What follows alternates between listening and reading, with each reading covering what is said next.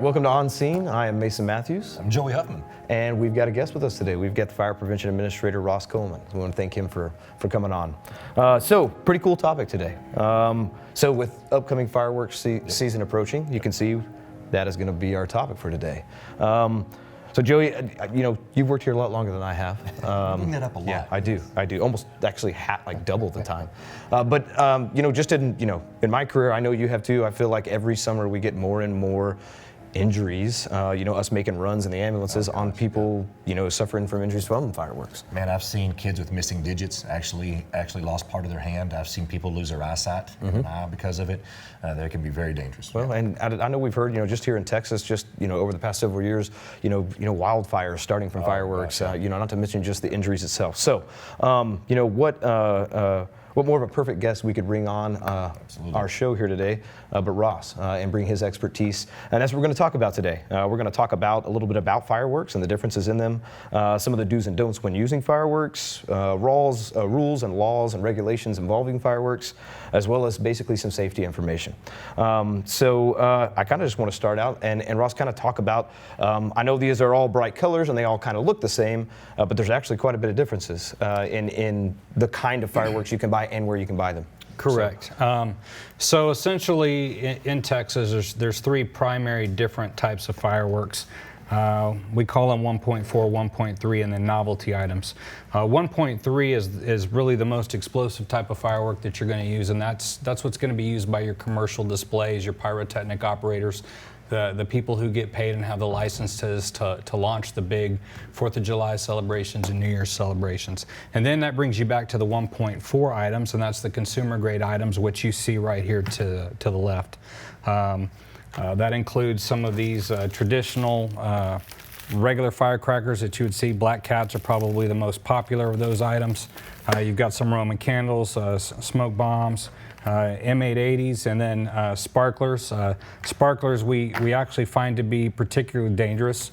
These often will burn at temperatures above 1,000 degrees. So in some instances, some of these can go to about 1,600 degrees, which is about the same temperature that we melt gold. Actually, Ross, my daughter has a scar from a sparkler when she was 3 or 4 years old, and she's 21 now. She still carries that with her. So. Okay, so mistakenly, we give these to a lot of kids to play with. They emit a lot Seemingly of light. Safe, right? They seem safe because when a kid's holding them, by the time the spark hits the hand, if it's held in the right position, it's cooled off, so there's no problem. However, if they were to touch this part right here, easily third-degree burns. I've made, these got popular at weddings. When very brides popular. I've made runs on the ambulance where someone's burned themselves just holding them, after a wedding. So very popular. These right here, these are showers. A lot of pretty lights, a lot of pretty just neat effects that these make. It's actually something similar to these devices that caused a Rhode Island nightclub fire and ended up losing 100 individuals. And so the problem with these is sometimes they get lit, they get tipped over, they shoot all different directions. Right. Sometimes they don't go out and go off appropriately, and they'll explode in place. Right. And so it can expose somebody to a serious bodily injury and or death. Well, the big thing here is people that aren't trained buying something that's not necessarily regulated that has a lot of power, right? I mean, that's essentially what exactly we got going on. That's exactly it. Yeah. And with that, before I get into these, one of the problems that we do see, and it is an offense to shoot fireworks from a motor vehicle, and that includes sitting in your car holding the sparkler outside. So that's an actual offense. So you got to be very careful with these things. We don't ever recommend that children have these items at all, and for me, that means I would never, ever hand a child a sparkler and let them use a sparkler. I just wouldn't do it. So that's ironic. A lot of these, when you read a lot of these, I mean, the number one thing is don't hold it in your hand, and a sparkler's almost exclusively. Well, that's exactly right. All of these say that. When I was a kid, it would be very popular to take some Black Cats or some of these types of fireworks and hold them and throw them, and that's how people end up losing fingers. Getting burns, or the firework goes off too close to them, causing hearing loss and other problems. I had no idea that those sparklers get that hot. They do. They get very hot. Degrees. That's crazy. And then it comes down to what we call novelty items. So novelty items are not considered fireworks, but they're still very dangerous and they can cause a lot of problems. These are for sale at many stores and Here in town. I mean, just here in like town. big box stores, right? Big box stores sell these, and they're allowed to sell them and not be part of a fireworks store on the outside of town or in a stand because they do not have enough explosive material in them to be categorized as the 1.4 consumer grade fireworks. That doesn't mean that they're not dangerous. You can still get some of these party poppers next to a child and cause missing fingers, hearing loss, eye injuries, and so forth. Right. These are very popular at weddings, and they're becoming more popular at weddings. Right. But these party packs are available. They get really popular, and people want to buy them all the time and want to use them. And I think that because they are sold at the stores, people have a tendency to let their guard down a little bit and think that they're a little bit safer. Well, it's all subject to the user. Okay, so I would never let children play with fireworks. Just wouldn't do it, especially in this day and age. With that said, we got to be safe with what we do. We have to be very intelligent about it, and we need to make sure that we're following laws. So let's kind of get into that if that's okay. Well, and that's what I want to kind of say. So the fact that we have all this stuff sitting on the table right here is the reality is it exists, and people can go out and they can purchase it. So let's talk a little bit about our local rules and laws and regulations about fireworks here in the city. All right, so first of all, there's a couple of primary fireworks seasons, all right? And those seasons are sale seasons. That means when the fireworks go on sale. So before New Year's Eve and July 4th, fireworks go on sale 10 days before the actual holiday. So they'll go on sale June 24th. Gotcha. Okay. If you live within 100 miles of the border, there's a 5 or 6 day selling season, and that's right up before Cinco de Mayo, but that doesn't include us. Right. In the city of San Angelo and in most large municipalities in the state of Texas, it is illegal to use or possess fireworks. That includes these novelty items. These are listed on our code of ordinances. So we don't allow them to be shot in town. We don't allow them to be possessed in town. The fire marshal's office has extended authority under the code of ordinances to confiscate these items. Okay. So even just having them on your person being inside the city limits? That is an offense. Wow. Okay. Yeah, I didn't know that. I did not know that. The offense for that, the penalty is anywhere, it's a citation. We'd probably take your fireworks away from you, and the citation's anywhere from $200 to $2,000. Wow. We talked about inside the city limits. What about outside the city limits? Can you go outside the city limits and fire them? Is that well, there's an extended territorial, extraterritorial jurisdiction extends 5,000 feet, and that is enforceable within 5,000 feet from the city limit sign. About a mile, I guess. Yes, close to it. And then that's where the some of your stands are located. Right. So that goes that far. Right. So clearly, the only place that you really can fire fireworks would be within a mile outside of city limits. Right? Yes. Now, we can't speak for what the county does, and we don't want to. Right. We don't recommend you going anywhere to shoot fires because we feel like they're dangerous, and we certainly don't want any of our citizens or anybody in Tom Green County to get injured. So, that may be a question. So one of the things I always hear, and we get a lot of phone calls just at the fire department about this. But what about like burn bans, right? So hey, I'm gonna go 2 miles outside of city limits, but they might or might not be in a burn ban. What I know that's kind of more of a county thing, but what? Well, my recommendation would be first to check the Tom Green County website. Okay. They'll usually post a burn ban on the top of the page. And if you read about burn bans, a burn ban gets enacted with a KBDI of greater than 575. That's a Keach-Byram Drought Index. So when the winds are high and the heat's high and we burned off a lot of the humidity and we start getting in drought level conditions, that's when burn bans go into effect. So does that affect our fireworks in any way? It can. Commissioner's Court can elect to restrict 2 types of fireworks. Those are rockets with sticks and missiles with fins. And if we sustain those types of temperatures and high heat and low relative humidity, we can end up getting our county judge to go to a disaster declaration where he can restrict the sale and use of fireworks in the county. Wow. Okay. Now let me ask you, just so happens today, it rained this morning. Lately, we've kind of like, as we start into summer, we've had some rain, so ground's wet. So what about those people that felt, well, it just rained last month.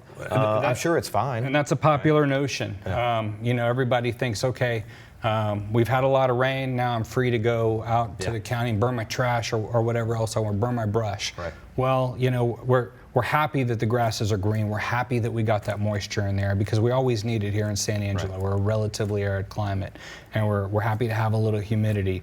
However, the danger of it is we can now start entering drier times, higher winds, and now we're getting those grasses are going to start turning brown. They're going to become surface fuels, right. And anything in our world is a fuel package. Yes. So now we've got a greater fuel package on the ground. We're more susceptible to ground fires, grass fires, and so forth. And wildland interface gets high, and now we're building outside of town bigger houses in those communities because people want to enjoy the country, right. And so now we're more susceptible to having those wildland fires. Right. So water makes everything grow. It grows up. Then when it does hit the 90s, hundreds, days, it doesn't take long for that moisture to be gone. Right. So that's what we're headed towards. Well, so, and then something insignificant is, this right here at 2,000 degrees possibly.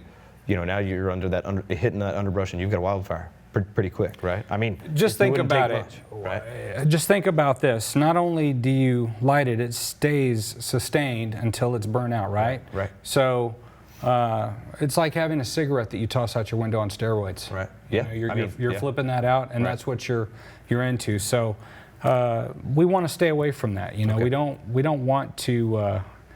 Fire departments and EMS alike are always seeing people at the worst possible times. Right. And we don't like to do that. We'd rather be here trying to prevent it and talk about it. Well, and the deal is most of the times it's not intentional. Correct. But it's going to happen, right? I mean, like you said, these are powerful devices with people that are not trained to use them, and there's a lot of power there, right? So Correct. I mean, accidents are going to happen, unfortunately. So talk to us a little bit. So, somebody who I just love fireworks. Fireworks is just part of the summer. It's part of New Year's Eve. I want to enjoy fireworks. I don't take I'm hearing a lot of negative. What is the best way that someone can enjoy fireworks in our area safely? Yeah, safely go enjoy. Yeah. Safely. The best and most effective way to enjoy your fireworks is to go watch a public display put on by a licensed professional. Okay. We often have that down by the Celebration Bridge. Oftentimes Goodfellow puts one on down there at the park by the lake. Right. Sometimes ASU is randomly doing fireworks for baseball games and so forth. Yep. Take advantage of those opportunities. They're free. They're free to the public. Families come down here. And by bringing your family down, you get to see the lights. You get to see the glam and the things you want to see, and you get to go home safely. It's done safely. Somebody's clearly trained to do this in the most safe way possible. And so when an operator comes in, they basically have to provide several things to our office. They have to get a permit. And what that permit does is puts us on awareness. Right. We have to inspect the shooter site. We get a list of the items that they're going to shoot off. Mm-hmm. We inspect those items to make sure that we don't have damaged product that's going to go up into the sky. And we make sure that their setup is legal, that they have their mortar shell spaced right, that they're not able to easily tip over, and they have insurance. Okay. Right. And all these things are put in place. Right. And so the difference there is we have 100,000 people in San Angelo. We can't do that for all the residents. Right. Okay. Right. That's not logistically possible. It's not logistically possible. So we can't go look at your individual setups. But that's why it is so safe, is because someone has done checks and balances, lots of checks and balances on what's lots of checks and balances, and that's not to dismiss that something could happen at a commercial display. Right. I want to always say that these devices are always unpredictable in their flight patterns, behaviors, wind speeds. There's so many variables, but our chances are much they're greater. Diminished. Okay, they're just diminished. So you have a safer opportunity to go watch those licensed displays. So I know this is always a hot topic, and our brothers in blue at the PD probably don't look forward to fireworks season because of reports of fireworks. So here's the deal. I'm not going to show my age here. I'll just say I'm mid-30s, right? But I've lived in San Angelo almost my whole life, and I can remember even just as a young man seeing fireworks happen in town. And I know that's not supposed to happen. And I mean big fireworks, ones that you can see blocks away. So what happens, as this fireworks season approaches us? If someone is seeing it in town, it's loud. And I'm telling you, something in a neighborhood, everyone hears it, everyone sees it, everyone knows someone did something they shouldn't have. How do they go about reporting? How does someone go about reporting that fireworks are happening inside city limits and they shouldn't be? What we don't want you to do is call 911 unless there's an active fire or somebody's been hurt. Right. Okay. We want to save our 911 always for true emergencies. Right. The next thing is to call the police department's non-emergency number, which should be displayed, and you'll have to make that report. But what you want to provide us is either the closest corner access you can, the closest street, even down to the address if you have it, so that we can get there and get it to stop. Well, and as we were talking about earlier, it's dark, all of a sudden there's something light in the sky, it looks like it's right there. When realistically it could be 5 miles on the other side of there's town. Oftentimes we're out, we're looking for people shooting fireworks so we can kind of get it to stop, and we're driving through neighborhoods trying to find it, and you're driving around in circles, you're trying your best, and sometimes we don't catch it.